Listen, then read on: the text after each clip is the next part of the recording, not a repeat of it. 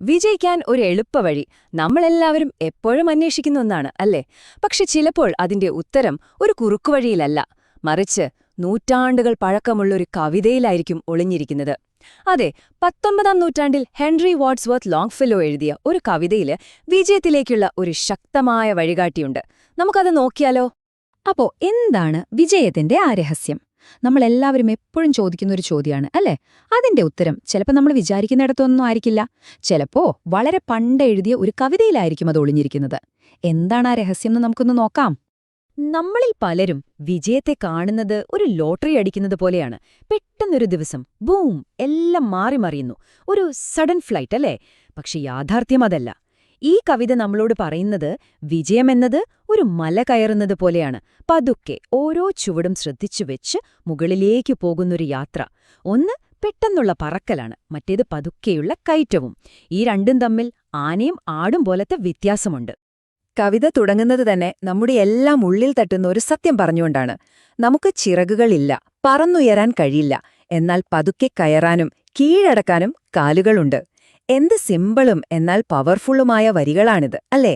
നമ്മൾ പക്ഷികളല്ല, നമുക്ക് പറക്കാൻ പറ്റില്ല, പക്ഷേ നമുക്ക് കാലുകളുണ്ട്, പടിപടിയായി കയറിപ്പോകാൻ. അപ്പോ ഈ ആദ്യ ഭാഗത്തില് നമ്മൾ ഫോക്കസ് ചെയ്യുന്നത് ഇതാണ്: നമുക്ക് ചിറകുകളില്ല, കാലുകൾ മാത്രമേ ഉള്ളൂ. ഈയൊരു റിയാലിറ്റി അംഗീകരിച്ചുകൊണ്ട് എങ്ങനെ നമുക്ക് ആ വലിയ മലകൾ കയറി തുടങ്ങാം എന്ന് നോക്കാം. ഇതാണ് കവിതയിലെ ആദ്യത്തെ ഏറ്റവും പ്രധാനപ്പെട്ട പാഠം. നമുക്കുള്ളത് വെച്ച് കളിക്കാം. നമുക്ക് പറക്കാനുള്ള ചിറകുകളില്ല, പക്ഷെ നമുക്ക് ഉറപ്പുള്ള കാലുകളുണ്ട്. അതുകൊണ്ടുതന്നെ നമ്മുടെ വിജയമെന്നത് ഒരു മാന്ത്രിക വടികിട്ടി പെട്ടെന്നുണ്ടാകുന്ന ഒന്നല്ല. അതൊരു മലകയറ്റം പോലെയാണ്. ഓരോ ചുവടും ശ്രദ്ധിച്ചുവെച്ച് മുന്നോട്ടു പോകണം. കവിതയിൽ ഉപയോഗിക്കുന്ന ഒരു വാക്കാണ് സ്ലോ ഡിഗ്രീസ്, അതായത് പതുക്കെയുള്ള ചുവടുകൾ. ഇതെന്താ സംഭവമെന്നറിയോ? ഓരോ ദിവസവും ചെറിയ ചെറിയ പുരോഗതി ഉണ്ടാക്കുക.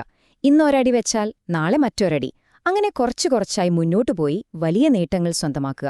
നമ്മൾ മലയാളത്തിൽ പറയില്ലേ, പയ്യെ തിന്നാൽ പനിയും തിന്നാമെന്ന്? അതുതന്നെ. നമ്മുടെയൊക്കെ ലക്ഷ്യങ്ങളെ കവിത വിശേഷിപ്പിക്കുന്നത് നമ്മുടെ കാലത്തെ മേഘാവൃതമായ കൊടുമുടികളെന്നാണ്. ഒന്നാലോചിച്ചു നോക്കിയേ, ദൂരെ മേഘങ്ങൾക്കിടയിൽ മറഞ്ഞു നിൽക്കുന്ന ഒരു വലിയ കൊടുമുടി. അങ്ങോട്ടുള്ള വഴി വ്യക്തമല്ല, ഒരുപാട് ബുദ്ധിമുട്ടുകളുണ്ടാവാം. അതുപോലെയാണ് നമ്മുടെ വലിയ സ്വപ്നങ്ങളും. എപ്പോഴും ക്ലിയർ ആയിരിക്കില്ല, വഴിയിൽ ഒരുപാട് തടസ്സങ്ങളും കാണും. അപ്പൊ ചോദ്യം ഇതാണ്: ഈ മേഘം മൂടിക്കിടക്കുന്ന കൊടുമുടിയിലേക്ക് നമ്മൾ എങ്ങനെ കയറും? വഴി പോലും കാണുന്നില്ലല്ലോ. അതിനുള്ള ഉത്തരമാണ് കവിതയുടെ അടുത്ത ഭാഗം.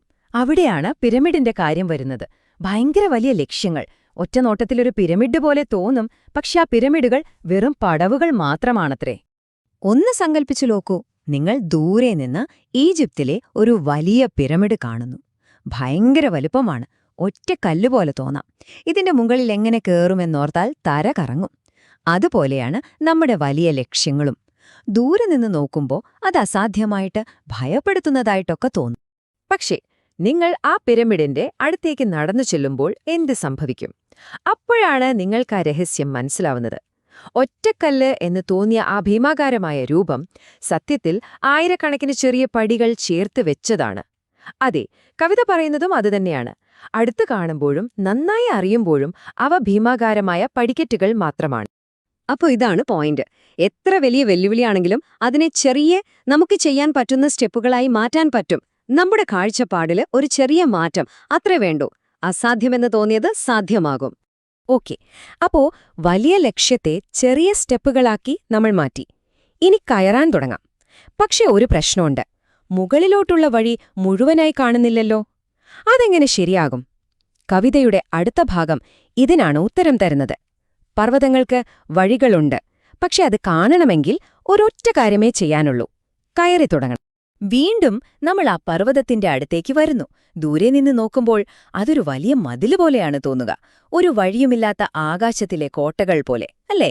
നമ്മുടെ ദീർഘകാല ലക്ഷ്യങ്ങളും തുടക്കത്തിൽ അങ്ങനെയാണ്. എവിടെ തുടങ്ങണം, എങ്ങനെ മുന്നോട്ടു പോകണമെന്നൊന്നും ഒരു ഐഡിയയുണ്ടാവില്ല. അപ്പോ ഈ വഴി എപ്പോഴാ തെളിഞ്ഞു വരുന്നത്? അതിന്റെ ഉത്തരം വളരെ സിമ്പിളാണ്. നമ്മൾ നിൽക്കുന്നിടത്ത് നിന്നാൽ വഴി കാണില്ല. നമ്മൾ മുകളിലേക്ക് കയറാൻ തുടങ്ങുമ്പോൾ ഓരോ സ്റ്റെപ്പ് വെക്കുമ്പോഴും അടുത്ത സ്റ്റെപ്പിലേക്കുള്ള വഴി തെളിഞ്ഞുവരും. കവിത പറയുന്നത് പോലെ നാം ഉയർന്ന തലങ്ങളിലേക്ക് എത്തുമ്പോൾ പ്രത്യക്ഷപ്പെടുന്ന വഴികൾ, ഓരോ ചുവടും അടുത്ത ചുവടിനെ പ്രകാശിപ്പിക്കുന്നു. ഇതുവരെ നമ്മൾ എങ്ങനെ തുടങ്ങണം, എങ്ങനെ മുന്നോട്ട് പോകണം എന്നൊക്കെ കണ്ടു. ഇനി കവിതയുടെ അവസാന ഭാഗത്തേക്ക്. ഇവിടെയാണ് വിജയത്തിന്റെ ഏറ്റവും ക്രൂഷ്യലായ, പക്ഷെ അധികം ആരും സംസാരിക്കാത്ത ഒരു രഹസ്യം വരുന്നത്. അതായത്, ആരും കാണാതെ ചെയ്യുന്ന കഠിനാധ്വാനം. നമ്മൾ എപ്പോഴും കേൾക്കുന്ന ഒന്നാണ് ഓവർനൈറ്റ് സക്സസ്, അല്ലേ? ഒറ്റ രാത്രി കൊണ്ട് ആളന്ന് സ്റ്റാറായി. പക്ഷേ കവിത വ്യക്തമായി പറയുന്നു, അതൊരു കെട്ടുകഥയാണ്. മഹാന്മാരെത്തിച്ചേർന്ന ഉയരങ്ങളൊന്നും ഒരു പെട്ടെന്നുള്ള പറക്കലിലൂടെ കിട്ടിയതല്ല. അതൊരിക്കലും ഒറ്റച്ചാട്ടത്തിന് കിട്ടില്ല. അപ്പോ പിന്നെ അതെങ്ങനെയാണ് കിട്ടിയത്? ഇതാണ് ആരും കാണാത്ത സത്യം. അവരുടെ കൂടെയുള്ളവർ സുഖമായി കിടന്നുറങ്ങിയപ്പോൾ ഈ മഹാന്മാർ രാത്രിയിലും അധ്വാനിക്കുകയായിരുന്നു. മറ്റുള്ളവർ വിശ്രമിക്കുമ്പോൾ അവർ തങ്ങളുടെ ലക്ഷ്യത്തിനു വേണ്ടി രാത്രികളെ പകലുകളാക്കി. അതാണ് രാത്രിയിൽ മുകളിലേക്ക് അധ്വാനിക്കുന്നു എന്ന് കവി പറഞ്ഞതിന്റെ അർത്ഥം. അതാണ് വിജയത്തിന് കൊടുക്കേണ്ടി വരുന്ന വില. അപ്പോ എന്താണ് ആ മഹത്വത്തിന്റെ അടിത്തറ? വിജയത്തിന്റെ ആ രഹസ്യ ചേരുവകൾ എന്തൊക്കെയാണ്? ഈ കവിത നമ്മളോട് പറയുന്ന കാര്യങ്ങളിതാണ്: സ്ഥിരോത്സാഹം, ഒരിക്കലും വിട്ടുകൊടുക്കാത്ത മനസ്സ്, പിന്നെ അർപ്പണബോധം, നിരന്തരമായ കഠിനാധ്വാനം, ക്ഷമ, പിന്നെ ചെയ്യുന്ന കാര്യത്തോടുള്ള 100% പ്രതിബദ്ധതയും. ഇവയാണ് ആ അടിസ്ഥാനശീലം. ശരി, അപ്പൊ നമ്മൾ മല കയറുന്നതിനെക്കുറിച്ചും പിരമിഡുകളെക്കുറിച്ചും രാത്രിയിലെ അധ്വാനത്തെക്കുറിച്ചുമൊക്കെ സംസാരിച്ചു. ഇതെല്ലാം കൂടെ ചേർത്ത് വെക്കുമ്പോൾ നമുക്ക് കിട്ടുന്ന ഒരു വലിയ ഐഡിയ ഉണ്ട്. വിജയം എന്നത് ഒരു ബിൽഡിംഗ് പണിയുന്നത് പോലെയാണ്. അത് നമ്മൾ കെട്ടിപ്പടുക്കേണ്ട ഒന്നാണ്. അതെ, ഇതാണ് നമ്മൾ ഓർക്കേണ്ട ഏറ്റവും പ്രധാനപ്പെട്ട കാര്യം. വിജയം എന്നത് വഴിയിൽ കിടന്ന് കിട്ടുന്ന ഒന്നല്ല. അതൊരു ലോട്ടറിയുമല്ല. അതൊരു നിർമ്മാണമാണ്. നിങ്ങൾ തന്നെ ഡിസൈൻ ചെയ്ത് ഓരോ ഇഷ്ടികയും ശ്രദ്ധയോടെ വെച്ച് പടിപടിയായി കെട്ടിപ്പടുക്കുന്ന ഒരു വലിയ സൗധം. അപ്പോ ഇനി നിങ്ങൾ നിങ്ങളോട് തന്നെ ചോദിക്കേണ്ട ഒരു ചോദ്യമുണ്ട്. ഓരോ ചുവടും വെച്ച്, ഓരോ ഇഷ്ടികയും വെച്ച് നിങ്ങൾ കെട്ടിപ്പടുക്കുന്ന ആ കൊടുമുടി ഏതാണ്? ആ പിരമിഡ് ഏതാണ്?